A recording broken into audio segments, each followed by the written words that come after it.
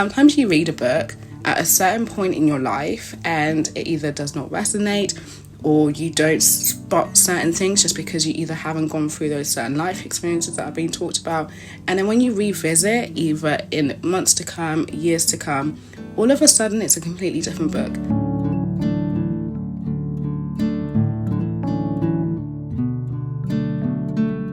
Hi lovely people, welcome to my channel. It's Kanisha. If you're new, hit the subscribe button so you don't miss out on any of my videos. I'm actually posting a bunch of videos this next few weeks, so definitely hit the subscribe button so you don't miss out.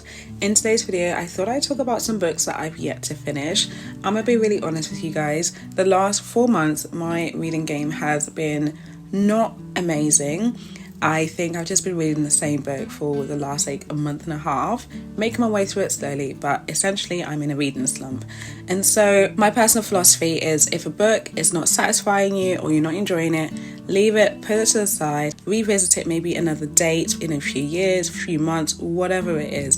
But don't force yourself to read it, otherwise you slowly begin to resent reading and not enjoy it as much. So that is why I actually have a large pile of books that I started reading, stopped partway because either I wasn't enjoying it, I wasn't getting into it, and then sort of left it until hopefully some point in the future I will revisit it. So for me, I think 2023 might be the time that I revisit some of these books. So let's get straight into it.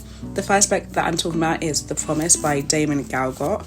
So I saw this as a recommendation from Jack Edwards. He creates content about books and it was actually the 2021 Booker Prize winner. So I was like, do you know what? It got these accolades. It definitely is going to be a good read. It's basically about a family in South Africa who essentially make a promise to the woman that's looked after them their whole life. So it's a white family looked after by this black woman, and they make a promise that they'll leave the house to her when the matriarch passes away. But they don't keep that promise, and it sort of looks into what happens when you don't keep a promise, and yeah, spoken from the perspective of the son. So I got partway through to this. I think if my page mark is correct, I read 50 pages, and then for me I was like, I'm really not getting into it, it's a bit dry, I'm not enjoying it, let me leave it. That's why I stopped. So hopefully there might be a time when I come back to this book and finish it, but for the time being it's gonna stay on my pile. The next book is by Ocean Vuong, and it is On Earth We're Briefly Gorgeous.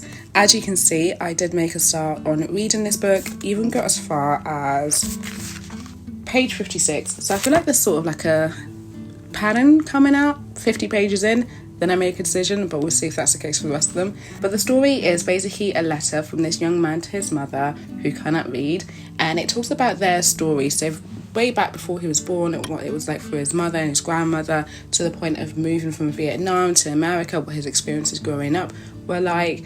And I did enjoy it to the fact that I made loads of bookmarks to lines that I really liked reading. So for example, this line that I have got a little sticker next to it is, when does a war end? When can I say your name and have it mean only your name and not what you left behind? Another line that stood out for me was, you once told me that the human eye is God's loneliest creation, how so much of the world passes through the pupil and still it holds nothing. The eye, alone in its socket, doesn't even know there's another one, just like it, an inch away, just as hungry and as empty.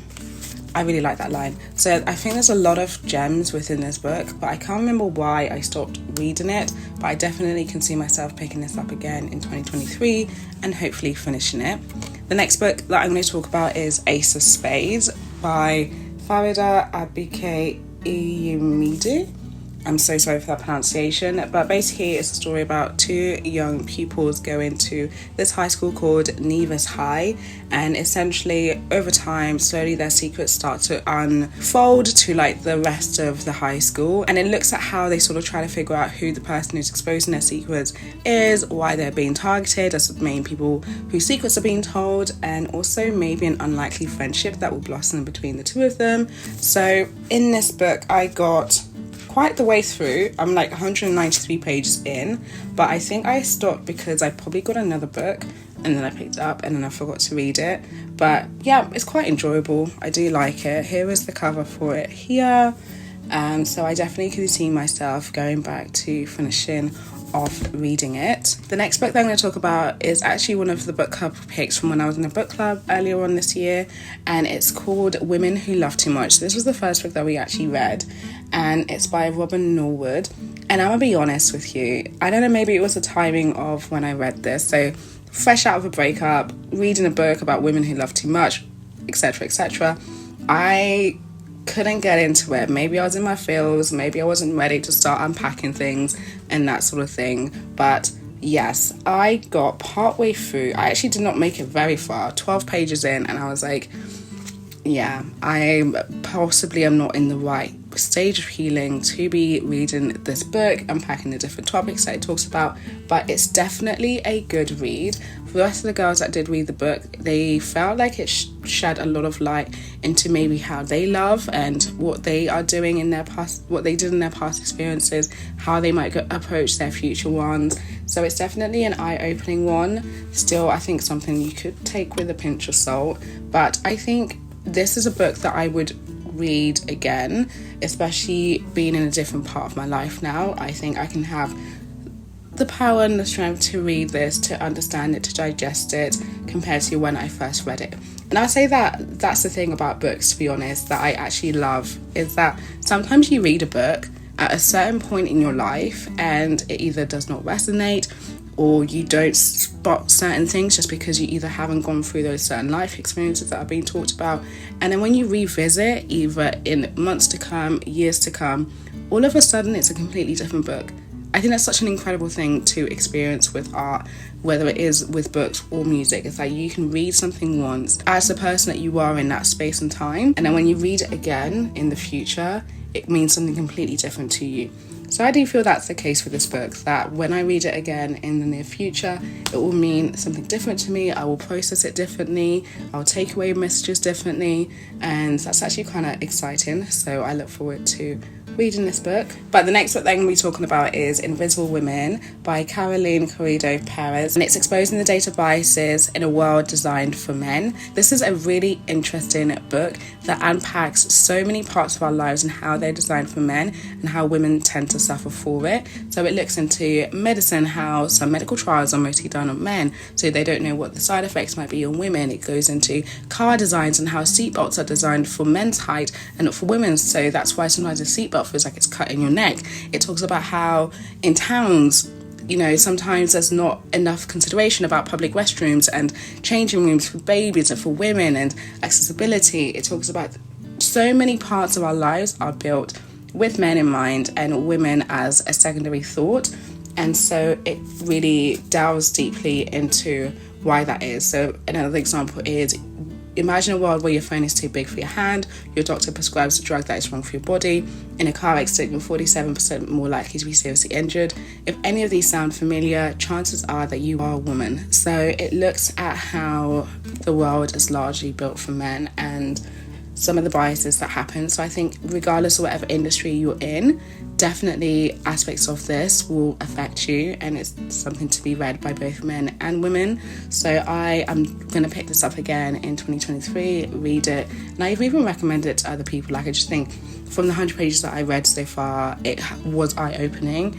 I just think I didn't have enough time to really get into it, and especially with non-fiction books, I personally have to consume them over a space of time. I don't do like within like a few sittings, whereas with a fiction book I can just like turn a page and just enjoy it.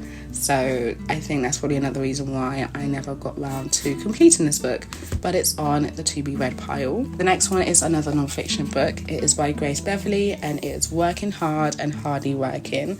So Grace Beverley is an entrepreneur. She has 3 successful businesses. She also studied at Oxford University, and so she has shared what productivity hacks have worked for her, the systems that she has in place, and it basically helps you to achieve more, stress less, and feel fulfilled.